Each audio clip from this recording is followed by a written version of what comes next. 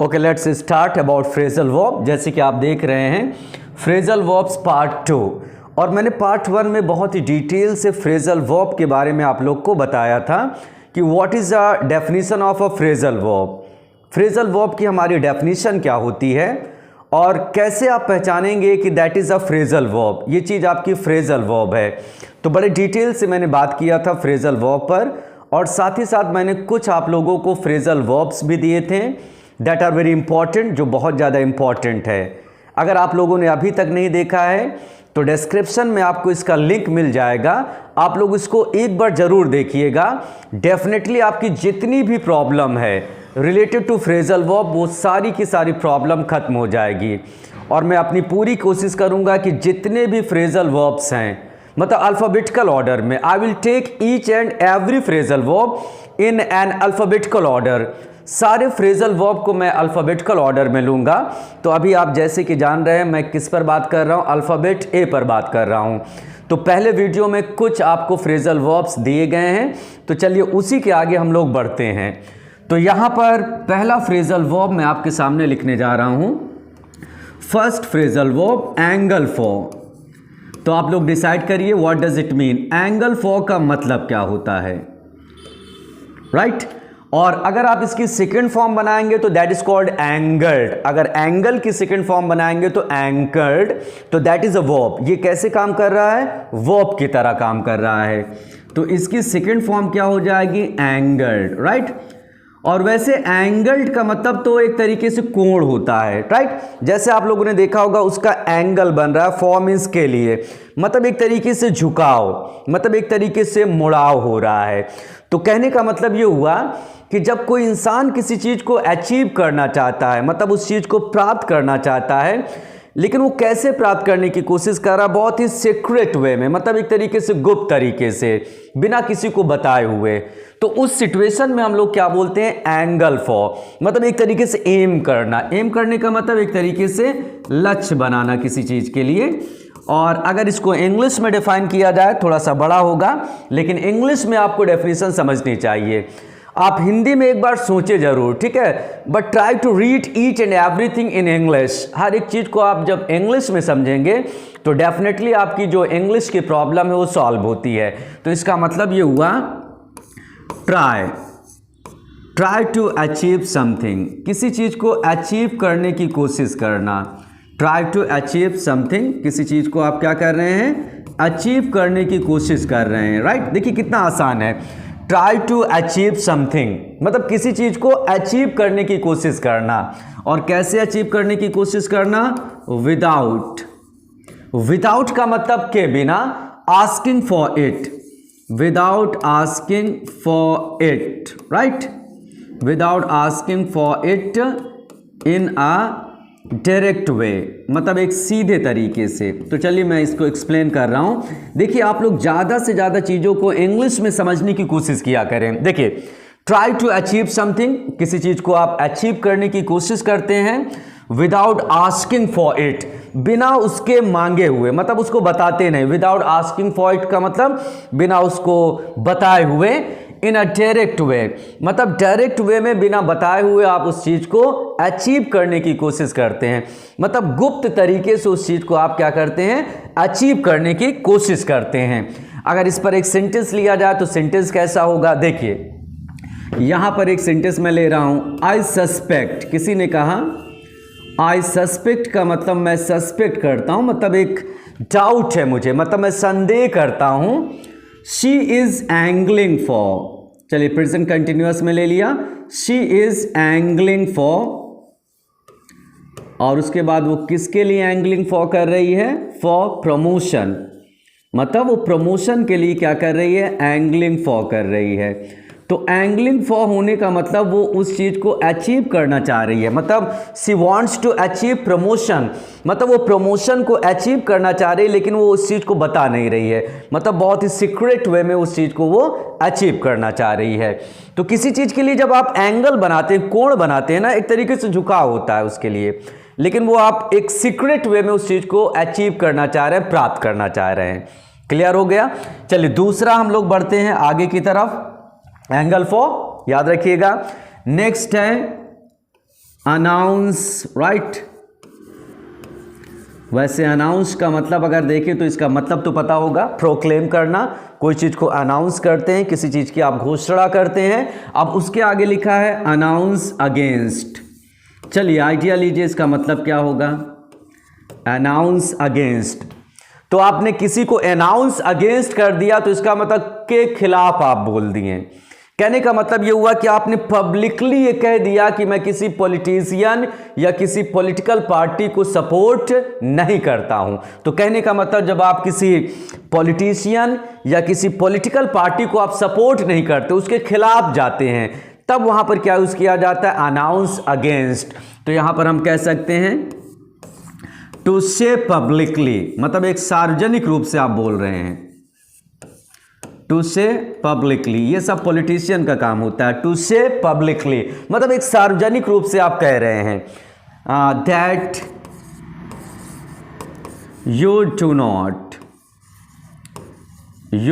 Not support, आप support नहीं करते हैं। और किसको सपोर्ट नहीं करते हैं, अ पॉलिटिशियन, किसी पॉलिटिशियन को, और अ पॉलिटिकल पार्टी या किसी पॉलिटिकल पार्टी को। क्लियर हो गया ना, या किसी पॉलिटिकल पार्टी को। तो अगर आप इसको हिंदी में लिखेंगे तो क्या लिखेंगे, किसी के खिलाफ बोलना। मतलब खिलाफ बोलने का आइडिया ये मेरा हुआ कि आपने पब्लिकली कह दिया दैट कि you do not support a politician और अ पॉलिटिकल पार्टी, किसी आप पॉलिटिशियन या पॉलिटिकल पार्टी को आप सपोर्ट नहीं करते हैं, मतलब उसके अगेंस्ट हैं, मतलब विरुद्ध हैं। अगर आप इस पर सेंटेंस लेंगे तो सेंटेंस कैसे बनेगा, लेट मी डिलीट। तो चलिए इस पर हम लोग सेंटेंस ले लेते हैं। ये आइडिया तो हो गया, आप लोगों ने लिख लिया होगा, इसको हटा दिया जाए। तो सेंटेंस आप कैसे बोलेंगे, देखिए sentence should be your own, sentence आपका खुद का होना चाहिए। मैं जैसे सेंटेंस दे रहा हूं, डोंट कॉपी मी। हाँ, समझने के लिए आप समझ सकते हैं। देखिए फ्रेजल वर्ब्स, जितना भी वर्ड पार का एरिया होता है, जब तक आप अपने सेंटेंसेस में उनको यूज नहीं करेंगे तब तक वो आपको क्लियर नहीं होगा, मतलब वो आपके मेमोरी में रुकेगा नहीं। मैं सेंटेंस दे रहा हूं, ठीक है, इट्स ओके, लेकिन आप अपने से भी सेंटेंस को क्रिएट करें, मतलब बनाएं। यहां पर एक सेंटेंस मैं लेता हूं, पीपल हैव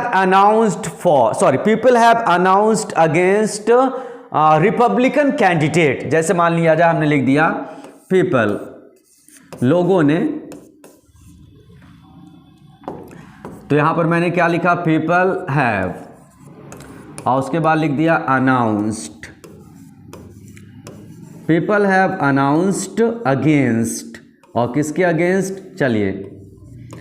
चलिए रिपब्लिकन कैंडिडेट से अच्छा मैंने लिख दिया पीपल हैव अनाउंस्ड अगेंस्ट, और उसके बाद मैंने लिख दिया द कांग्रेस, सपोज दैट। तो ये आपको ज़्यादा समझ में आएगा, राइट। और कोई भी पॉलिटिकल पार्टी होती है तो उसके पहले डेफिनेट आर्टिकल जरूर लगता है। देखिए यहाँ पर क्या लिखा है, people have announced against the Congress. इसका मतलब ये हुआ लोगों ने अनाउंस्ड अगेंस्ट कर दिया है, और किसके खिलाफ, द कांग्रेस, मतलब कांग्रेस को लोग सपोर्ट नहीं कर रहे हैं। किसी पॉलिटिकल पार्टी या किसी पॉलिटिशियन को जब आप पब्लिकली कह देते हैं कि आई डोंट सपोर्ट यू, मैं आपको सपोर्ट नहीं करता हूं, neither do I support this political party, ना ही मैं इस पॉलिटिकल पार्टी को सपोर्ट करता हूं, तो ऐसी सिचुएशन में आपको क्या बोलना होगा, अनाउंस अगेंस्ट। अब इसी का एक अपोजिट वर्ड होता है, थोड़ा सा आप अपोजिट समझे। एक वर्ड इसका अपोजिट होता है अनाउंस फॉर। आपको आइडिया मिल गया होगा, अनाउंस फॉर का मतलब आपने पब्लिकली कह दिया I support a political person और अ पॉलिटिकल पार्टी। तो अनाउंस फॉर का मतलब ये होता है टू से पब्लिकली, उसी का अपोजिट है टू से पब्लिकली। आपने पब्लिकली कह दिया, to say publicly, right, to say publicly, publicly होना चाहिए, PUBLICLY, पब्लिकली आप कहेंगे, to show publicly that you support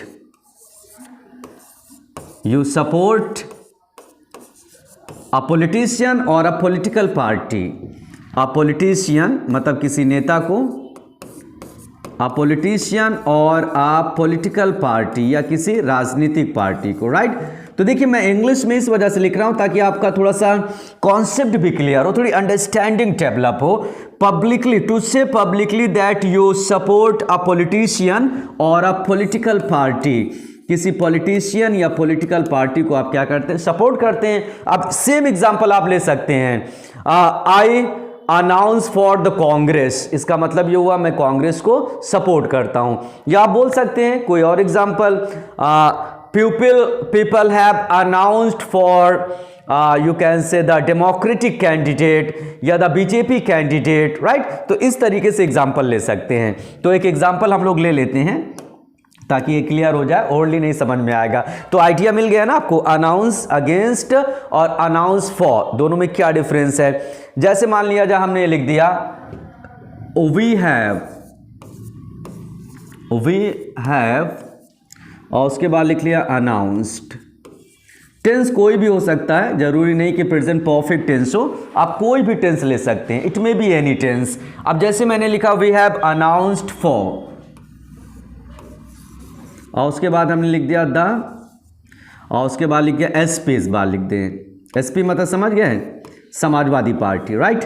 तो यहां पर मैंने क्या लिखा, I have announced for the SP, मैंने एसपी को क्या किया, अनाउंस्ड फॉर, मतलब उसका सपोर्ट किया है। या इसी की जगह कोई आप इंसान का नाम रख सकते हैं, I have announced for Akhilesh Yadav, right. तो इस तरीके से क्या हो गया, पॉलिटिशियन या किसी पॉलिटिकल पार्टी को आप सपोर्ट करते हैं। तो काफी अच्छे वर्ड है। चलिए नेक्स्ट वर्ड हम लोग लेते हैं। Now the next word is on your screen. यहां पर आपको अभी 3 वर्ड मैंने दिया, angle for, announce against and announce for. अब उसके बाद आपको यहां पर मिल रहा है आंसर बैक, आपको आइडिया मिल गया होगा। आंसर बैक, पलट कर जवाब देना। जैसे आपको एक सेंस मिलता है ना, जैसे मान लिया जब कोई बातचीत हो रही, आपके पेरेंट्स ने आपसे कुछ कहा, आपने उसको ओबे नहीं किया बल्कि आपने उसको आंसर बैक कर दिया, मतलब एक पलट कर जवाब दे दिया। तो अगर आप हिंदी में लिखना चाहेंगे तो क्या लिखेंगे, पलट कर जवाब देना। लेकिन हिंदी से ज़्यादा बेटर आपके लिए क्या होगी, इंग्लिश। आप किसी भी डेफिनेशन को try to understand any definition, any word in English, किसी भी वर्ड को आपको इंग्लिश में समझना चाहिए, तो उससे आपकी अंडरस्टैंडिंग जरूर डेवलप होती है। आइडिया तो मिल गया होगा, आंसर बैक, पलट कर जवाब देना। कोई कुछ बोल रहा उसको आपने पलट कर जवाब दे दिया, बड़े र्यूडली, बहुत ही र्यूड मैनर में। तो यहां पर आप कैसे इसको डिफाइन करेंगे, to reply to someone specially in a rude way. तो यहां पर हम क्या बोल सकते हैं, टू रिप्लाई टू समवन, ठीक है, मतलब आपने किसी को रिप्लाई कर दिया। टू रिप्लाई टू समवन मतलब आपने किसी को जवाब दिया। और उसके बाद थोड़ा सा और आगे बढ़ा दे रहे, स्पेशली, और उसके बाद मैंने लिख दिया इन अ र्यूड वे, मतलब बहुत ही असभ तरीके से। इन अ र्यूड वे का मतलब बहुत ही असभ तरीके से आपने क्या किया, पलट कर जवाब दे दिया। या तो आप हिंदी में समझ सकते हैं, आंसर बैक करने का मतलब क्या हुआ, आपने पलट कर जवाब दिया। तो इट इंडिकेट्स योर र्यूडनेस, ये आपकी र्यूडनेस को इंडिकेट करेगा, मतलब आपकी र्यूडनेस का मतलब एक तरीके से आपकी असभ्यता को इंडिकेट करेगा। अब जैसे यहां पर एक एग्जांपल लेते हैं, यहां पर हमने एग्जांपल दिया, शी वाज पनिश्ड, उसको सजा मिली। अब किस लिए सजा मिली, अब बताएं आप लोग। शी वाज पनिश्ड, उसको सजा मिली, और किस लिए सजा मिली, चलिए और थोड़ा सा ऐड कर दे रहे हैं। She was punished by the teacher, उसको टीचर के द्वारा सजा मिली फॉर आंसरिंग बैक, कि उसने आंसर बैक किया था, मतलब पलट कर जवाब दिया था और र्यूडली जवाब दिया था। पलट कर जवाब देना मतलब आदमी ने बोला ना पलट कर जवाब मत दो, हिंदी में भी बोलता है, तो मतलब कोई बात हुई होगी तो उस पर उसने बहुत ही र्यूड वे में जवाब दिया होगा। तो यहां पर क्या हुआ, she was punished by the teacher, मतलब she was punished by the teacher, वो टीचर के द्वारा पनिश्ड की गई। और किस लिए पनिश्ड की गई, फॉर आंसरिंग बैक। तो फॉर आंसरिंग बैक करने का मतलब पलट कर जवाब देने के लिए। Is it clear. तो यहां पर ये हमारा कॉन्सेप्ट आ गया, she was punished by the teacher for answering back, कि उसने आंसर बैक किया था, पलट कर जवाब दिया था। काफी अच्छा वर्ड है आंसर बैक। चलिए और आगे वर्ड लेते हैं, आइडिया तो मिल ही गया होगा। अब एक वर्ड है आपका आंसर टू, किसी को आप आंसर करेंगे, आंसर टू। तो चलिए समझिए इसका मतलब क्या होता है, आंसर टू मीन्स क्या होता है।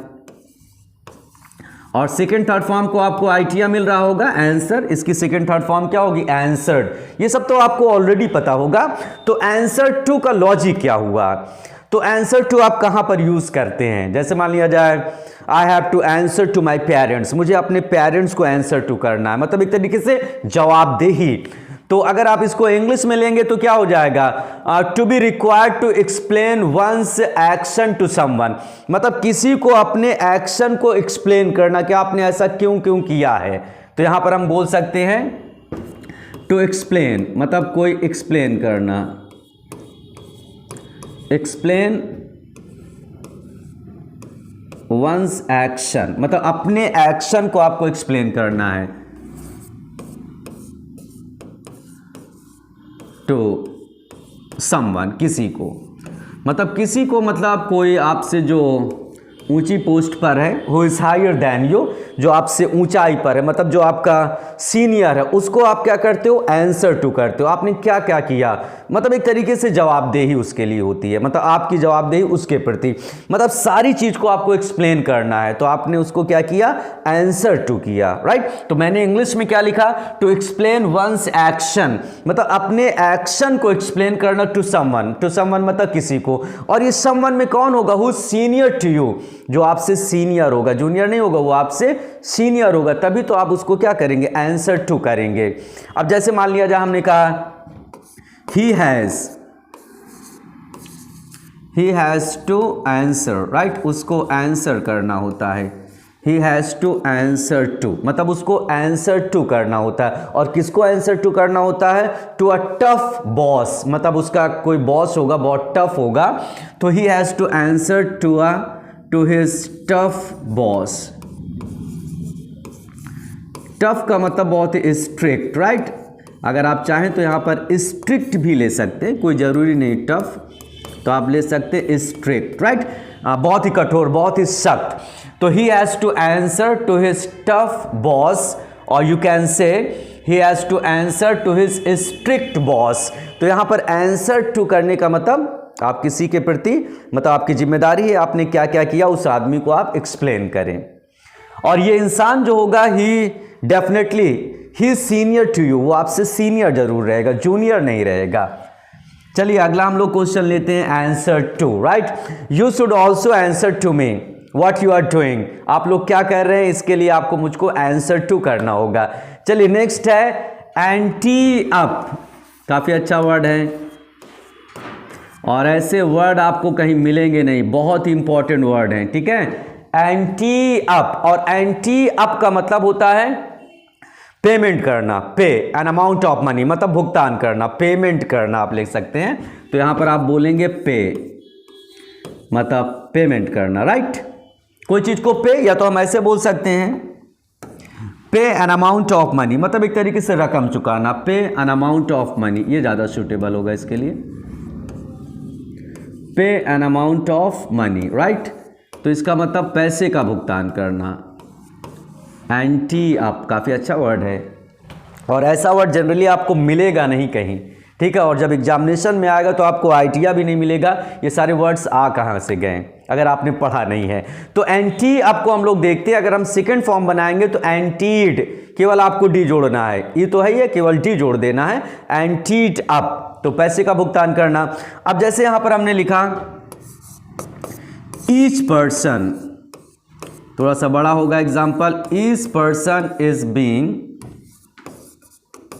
आस्क्ड, हर एक इंसान से कहा जा रहा है, मतलब जितने भी लोग होंगे, मान लो सपोज दैट कोई ग्रुप में, each person is being asked, हर आदमी से कहा जा रहा है टू एंटी अप, कि मतलब वो पैसे का भुगतान करे, पैसा दे, एंटी अप, वो क्या करे, एंटी अप करे। और किस लिए एंटी अप करे, एंटी अप किस लिए किया जाए, तो यहां पर टू कवर एक्सपेंसेस, मतलब जो एक्सपेंसेस हुए हैं, एक्सपेंसेस का मतलब खर्चे, उनको कवर करने के लिए, पूरा करने के लिए।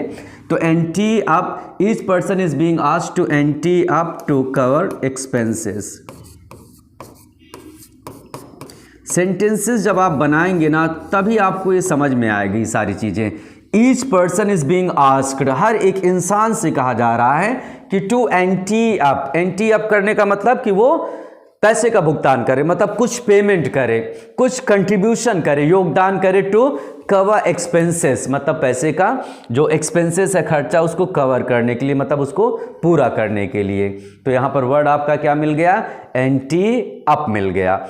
और कुछ दे, जरूरी नहीं, इसमें अमाउंट यहाँ पर मैंने फिक्स्ड नहीं किया है। एंटी अप का मतलब कोई भी अमाउंट हो सकता है, या आप चाहें तो इसमें कोई अमाउंट भी डाल सकते हैं। Each person is being asked to ante up, अगर आप चाहें तो यहाँ पर 1000 2000 आप ऐड भी कर सकते हैं, ठीक है। तो चलिए नेक्स्ट वर्ड हम लोग लेते हैं अपरटेन टू। आप लोगों ने सुना होगा अपरटेन टू, बड़ा इंपॉर्टेंट वर्ड है। तो लेट्स टेक, यहां पर नेक्स्ट वर्ड है आपका अपरटेन, अपरटेन टू। अच्छा, इन सब के साथ देखिए ये सारी चीजें जो है फिक्स्ड होती हैं, आप इसको हटा नहीं पाएंगे। तो अपरटेन टू का मतलब क्या होता है? कनेक्टेड टू समथिंग, किसी चीज से जुड़ा हुआ होना।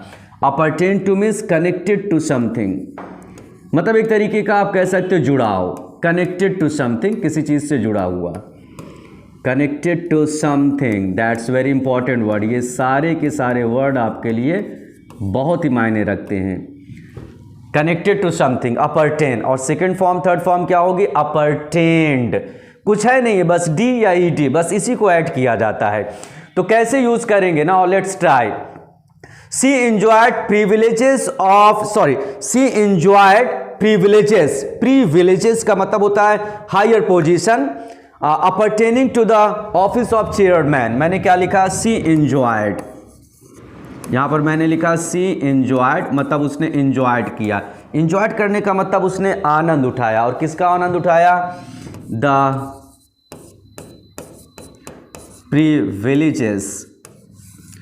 इसका मतलब प्रॉफिट्स, मतलब फायदा, जैसे कंफर्ट, तो उसको हम लोग इंग्लिश में बोलते हैं privileges, right. She enjoyed the privileges, PRIVILEGES, privileges, मतलब एक तरीके का प्रॉफिट, राइट। और उसके बाद हमने लिख दिया अपरटेनिंग। अपरटेनिंग का मतलब जो कनेक्टेड था, ठीक है, जो संबंधित था।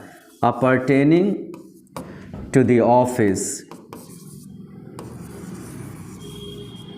To the office of chairman, right. Example थोड़ा बड़ा हो गया, या आप छोटा सा एग्जाम्पल भी ले सकते हैं। देखिए मैंने क्या लिख दिया? शी एंजॉयड, उसने आनंद उठाया, प्रिविलेजेस मतलब विशेष अधिकारों का। अपरटेनिंग जिसका रिलेशन था, मतलब जिसका कनेक्शन था, to the office of chairman, मतलब जो ऑफिस ऑफ चेयरमैन से जो रिलेटेड जितने भी प्रिविलेजेस थे, विशेष अधिकार थे, जो प्रॉफिट्स था, उसको उसने एंजॉयड किया, मतलब उसका आनंद लिया। अब जैसे हमने कहा दिस मैटर, राइट है ना, is not pertaining to you, ये मैटर आपसे पर्टेन नहीं कर रहा। पर्टेनिंग का मतलब इसका कनेक्शन आपसे नहीं है। तो पर्टेन टू करने का मतलब कोई चीज कनेक्ट होना, मतलब जुड़ाव होना। चलिए नेक्स्ट वर्ड हम लोग लेते हैं, अपरटेनिंग हो गया। अराइव एट, आप लोगों ने सुना होगा बहुत ज्यादा, अराइव एट। तो अराइव एट का मतलब क्या होता है? कहीं पर पहुंच जाना। बात में भी आप पहुंचते हैं, जगह पर भी पहुंचते हैं। जैसे प्लेस पर जब आप अराइव होते हैं, जैसे suppose that somebody is saying she arrived at the airport, मतलब वो एयरपोर्ट पर पहुंचा है। प्लेस पर आ पहुंचना, किसी जगह पर आप पहुंचना है, किसी बात पर भी आप पहुंचते हैं। जैसे मान लिया जाए आप कोई डिस्कशन कर रहे हैं कोई चीज का, तो उस एग्रीमेंट या किसी डिसीजन पर भी आप पहुंचते हैं, उस सिचुएशन में भी यूज किया जाता है। तो अराइव एट जो होता है, प्लेस पर भी आप पहुंचते हैं, ठीक है, या कोई मामले पर भी आप पहुंचे। जैसे प्लेस की बात करें, कहीं पर आप पहुंचे, तो यहां पर हम ले सकते हैं, जैसे यहां पर हमने एक एग्जांपल लिया, सपोज करें, देखिए एक एग्जांपल है, जैसे हमने लिखा शी, अब उसके बाद हमने लिख दिया अराइव्ड, मतलब वो आ पहुंची। शी अराइव्ड, और उसके बाद हमने लिख दिया एट द स्टेशन, मतलब कहां पर आ पहुंची है? स्टेशन पर। देखिए ये प्लेस है, इसको तो डेफिनेटली आप लोगों ने बहुत ज़्यादा पढ़ा होगा, ठीक है। The prime minister arrived at the airport, और अराइव्ड एट एक छोटी जगह को इंडिकेट करता है। The prime minister arrived at the airport, prime minister कहाँ पर अराइव एट हुए? एयरपोर्ट पर। तो ये आप लोगों ने बहुत सुना होगा, लेकिन यहाँ पर एक मीनिंग आप लोग नहीं जानते होंगे। अराइव एट का एक मतलब और होता है, टू अचीव एन एग्रीमेंट और डिसीजन, मतलब किसी निर्णय पर आ पहुँचना, किसी बात पर आ पहुंचना। तो इसकी मीनिंग एक और होती है अराइव एट की, तो अराइव एट का एक मतलब और आप लोग समझ लें, तो अराइव एट का मतलब ये हुआ टू अचीव एन एग्रीमेंट और डिसीजन, मतलब किसी समझौते पर पहुंच जाना। तो यहां पर हम इसको इंग्लिश में बोल सकते हैं अचीव एन एग्रीमेंट और डिसीजन।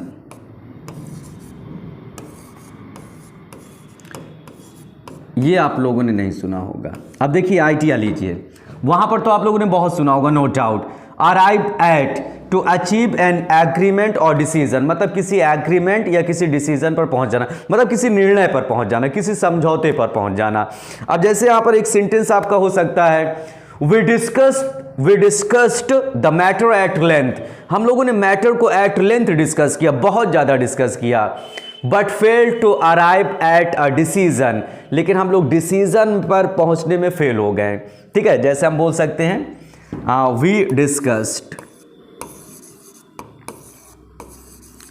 वी डिस्कस्ड कोई बात रही होगी, द मैटर, हम लोगों ने मैटर को डिस्कस किया, वी डिस्कस्ड द मैटर। ठीक है, क्या बोल रहा है, वी डिस्कस्ड द मैटर, हम लोगों ने मैटर को डिस्कस किया। एट लेंथ का मतलब बहुत लंबा, एट लेंथ, बट फेल्ड, लेकिन फेल्ड हो गए, फेल्ड असफल हो गए।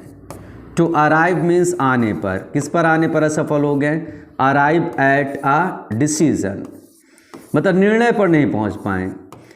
ठीक है, जगह पर तो पहुंच गए, जगह पर तो यहां पर पहुंचा दिया मैंने, she arrived at the station, वो स्टेशन पर आ गई, लेकिन मामले में वो असफल हो गया।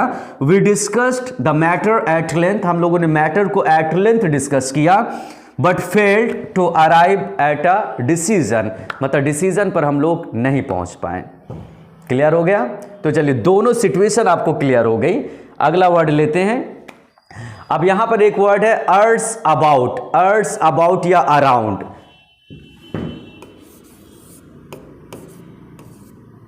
अर्स अबाउट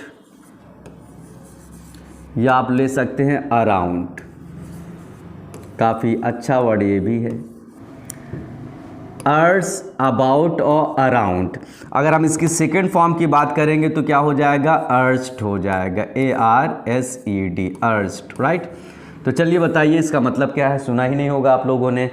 वेस्ट टाइम, मतलब आप अपने टाइम को वेस्ट करते हैं ना, वेस्ट टाइम डूइंग सिली और अनइम्पॉर्टेंट थिंग, समय को बर्बाद करना, इतना काफी है। तो अर्स अबाउट या अराउंड का मतलब क्या हो गया, वेस्ट टाइम, टाइम बर्बाद करना, राइट। तो कैसे यूज करेंगे, how will you use it, stop arsing about, मतलब टाइम को वेस्ट करना आप स्टॉप करें, रोकें। And help me clear up this mess, mess का मतलब जो परेशानी है, कूड़ा करकट है। तो यहां पर किसी ने आपको ऑर्डर दिया, स्टॉप अर्सिंग, आप दोनों ले सकते हैं, अबाउट और अराउंड बोथ आर राइट, हम दोनों लिख दे रहे हैं, अबाउट या अराउंड, राइट। तो यहां पर बोल क्या रहा है, स्टॉप मतलब रोको, अर्सिंग अबाउट। देखिए स्टॉप के बाद अगर कोई वर्ब आती है तो उसमें इंग फॉर्म हम लोग लगाते हैं, ठीक है। स्टॉप, इसको कैपिटल में कर दें, स्मॉल में नहीं नजर आ रहा, चलिए थोड़ा सा कैपिटल में कर दें। तो यहां पर हम लोग क्या लिखेंगे, स्टॉप, राइट। अब अच्छा लग रहा है। तो यहां पर किसी ने बोला स्टॉप, रोकें, अर्सिंग अबाउट और अराउंड, मतलब टाइम को वेस्ट करना आप स्टॉप करें। एंड हेल्प मी, मेरी मदद करें।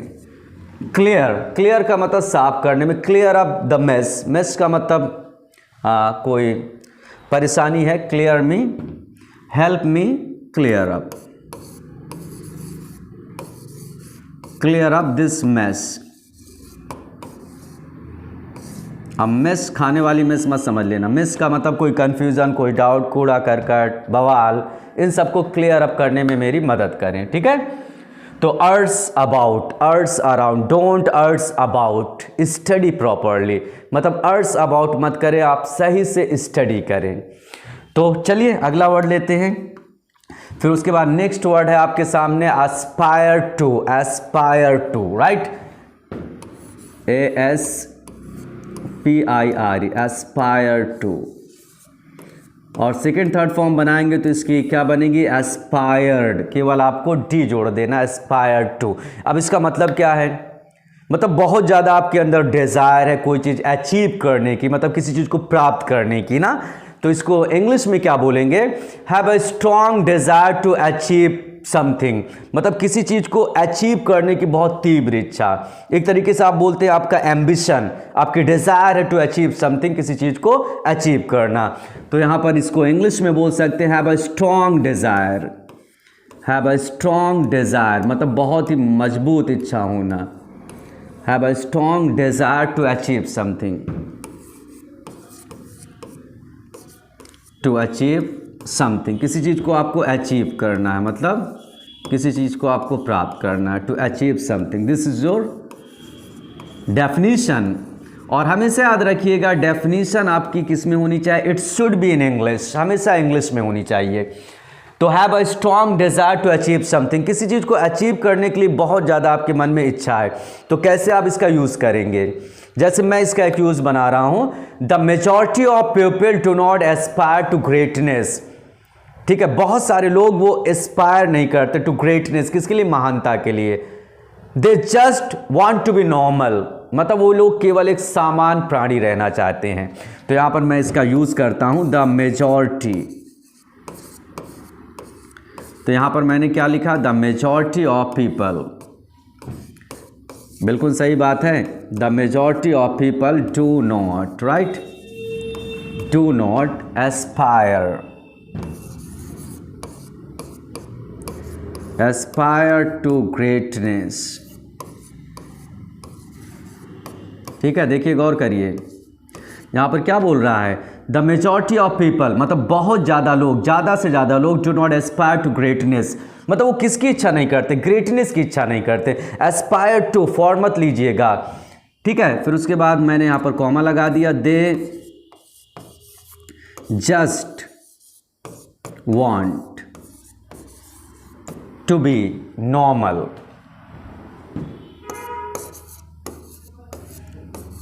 नॉर्मल मतलब सामान्य, मतलब वे लोग बस केवल सामान्य इंसान रहना चाह रहे हैं, मतलब उनके मन में डिज़ायर नहीं है किसी चीज़ को अचीव करने की। काफ़ी अच्छा वर्ड था aspire to, ASPIRE, aspire to, right.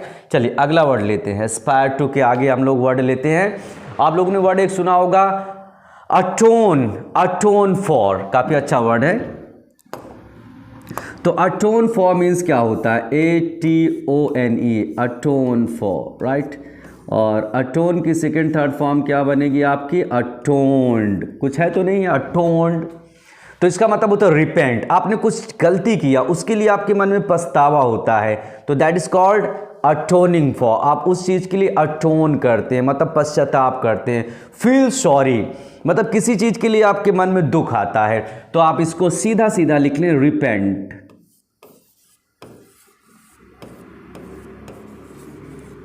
आप उस चीज़ के लिए रिपेंट करते हैं, मतलब पश्चाताप ना, रिपेंट। कैसे यूज़ करेंगे, we should atone for our sins, हमें अपने सिंस के लिए अटोन फॉर करना चाहिए, मतलब पश्चाताप करना चाहिए ना। तो चलिए एक सेंटेंस भी ले लेते हैं, अच्छा सेंटेंस है, वी शुड अटोन, और उसके बाद लिखा फॉर आवर सिंस, हमने जो पाप किए हैं ना, जो भी हमने किया है, वॉट एवर रॉन्ग, जो कुछ भी हमने किया है गलत, तो उसके लिए हमें फील सॉरी होना चाहिए, मतलब मन में एक पश्चाताप होना चाहिए। We should atone for our sins, हमें अपने सिंस के लिए क्या करना चाहिए, अटोन फॉर, मतलब पश्चाताप करना चाहिए। अच्छा वर्ड है, आप अपने से भी अपना वर्ड अपना सेंटेंस क्रिएट कर सकते हैं।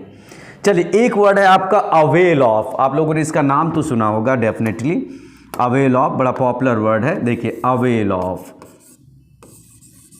अवेल ऑफ, तो अवेल ऑफ का मतलब क्या होता है, सेकंड थर्ड फॉर्म बनाएंगे तो अवेल्ड, केवल ईडी जोड़ देना, अवेल्ड। तो अवेल ऑफ का मतलब क्या होता है, किसी चीज का take opportunity to use something, मतलब किसी चीज का फायदा उठाना, लाभ उठाना। You can say to be benefited by something, किसी चीज से आपको बेनिफिट मिल रहा है, मतलब कोई अपॉर्चुनिटी है उससे आपको फायदा, टेक प्रॉफिट, टेक बेनिफिट, मतलब एक तरीके से लाभ उठाना, avail of, take benefit, right. तो आप किसी चीज का क्या करते हैं, फायदा उठाते हैं, राइट। अगर आप इसको इंग्लिश में अगर और डिफाइन कर दूं मैं, तो यहां पर ये हो जाएगा take the opportunity to use something often in order to improve your situation, मतलब कोई चीज का फायदा उठाना ताकि आप अपने सिचुएशन को, स्थिति को और सुधार सके। वही बात हुई टेक बेनिफिट, किसी चीज का लाभ उठाना। एक चीज इसमें समझिएगा, जब इसका यूज करिएगा तो एक चीज यहां पर थोड़ी सी इंपॉर्टेंट चीज है, यहां पर जब यूज होगा ना तो अवेल के जस्ट आफ्टर आपको रिफ्लेक्सिव प्रोनाउन लेना होगा। अब रिफ्लेक्सिव प्रोनाउन क्या होता है, ये पूरा डिलीट हो जाएगा। रिफ्लेक्सिव प्रोनाउन क्या होता है मैं इसको आपको दिखा दे रहा हूं, देखिए। जैसे मान लिया जाए आप लोगों ने reflexive pronoun, definitely you must have heard, आप लोगों ने सुना होगा myself, yourself, ourself, ये सारे हमारे क्या होते हैं, रिफ्लेक्सिव प्रोनाउन। तो इनको हम लोग क्या बोलते हैं, that is called reflexive, that is called reflexive pronoun. ये सारी चीज़ें हमारी क्या होती हैं, रिफ्लेक्सिव प्रोनाउन होती हैं। कौन कौन सी, जैसे सेल्फ या सेल्फ वाले वर्ड, यहाँ पर मैं लिख दे रहा हूँ सेल्फ या सेल्फ्स, ये सारे वर्ड हमारे क्या होते हैं, they are called reflexive pronoun. तो जब आप इसका यूज़ करेंगे तो यहाँ पर आपको क्या लेना होगा, लेट मी हाईलाइटेड, यहाँ पर आपको क्या यूज़ करना होगा, रिफ्लेक्सिव प्रोनाउन। अब कैसे यूज़ करते हैं, यूज़ भी देख लिया जाए। जैसे मान लिया जाए हमने लिखा I availed myself of the opportunity, I availed myself of the opportunity given by him, मतलब मुझे किसी ने कोई अपॉर्चुनिटी दिया, कोई अवसर दिया, मैंने उसका फ़ायदा लिया। तो यहाँ पर मैंने क्या बोला, आई पास्ट में बोल रहा हूँ, अवेल्ड, और अवेल्ड के जस्ट आफ्टर आपको रिफ्लेक्सिव प्रोनाउन लेना होगा। आई के अकॉर्डिंग रिफ्लेक्सिव क्या होगा, माई सेल्फ। तो यहाँ पर आपका क्या बना, I availed myself of the opportunity. ये आइडिया मिल गया आपको, बस इतना लिखें और लिख दें। तो यहाँ पर क्या होना चाहिए, I availed myself of the opportunity given by him, या किसी के द्वारा, या provided by him, given by him, given by him. Is it clear. तो यहाँ पर हमारा क्या हुआ, अवेल्ड ऑफ, ये भी काफ़ी इंपॉर्टेंट है, अवेल ऑफ। तो आई होप ये सारी बातें क्लियर हो रही होंगी। चलिए, तो यहाँ पर हम लोगों ने कितने वर्ड डिस्कस किए, परहैप्स 10 और 11 फ्रेजल वर्ब, और ये सारी फ्रेजल वर्ब बड़ी इंपॉर्टेंट हैं। और इसके साथ एक बात आप लोग याद रखिएगा, जो मैं टू, फॉर जो भी लगा रहा हूँ लास्ट में, वही चीज़ इंपॉर्टेंट है, क्योंकि यही चीज़ कंपटीशन में डाली जाएगी कि अवेल के साथ क्या लगेगा, ऑफ। इसी तरीके से जैसे arrive preposition at, right, aspire preposition to. तो आई होप इन सब से आपको बेनिफिट मिलेगा। तो meet you very soon with the next video on phrasal verb. Thanks a lot.